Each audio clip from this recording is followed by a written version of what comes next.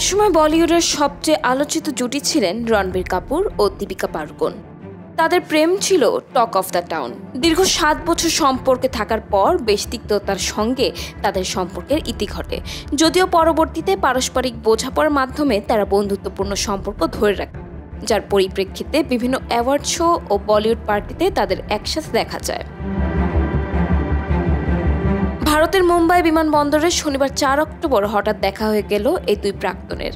সেখানে একে অপরকে উষ্ণ আলিঙ্গন করতে দেখা যায় দুজনকে। আর এই অপ্রত্যাশিত মুহূর্তের ভিডিও ও ছবি সামাজিক মাধ্যমে ছড়িয়ে পড়লে তা দ্রুত ভাইরাল হয়ে যায়। ভাইরাল হওয়া ভিডিও ক্লিপে দেখা যায় দীপিকা গাঢ় কালো রঙের সানগ্লাসে গাড়ি থেকে নামছে।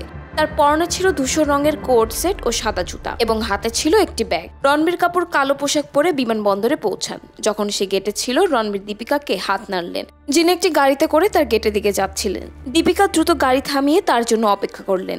রণবীর তার পাশে বসে পড়লেন এবং তিনি হেসে তাকে আলিঙ্গন করলেন।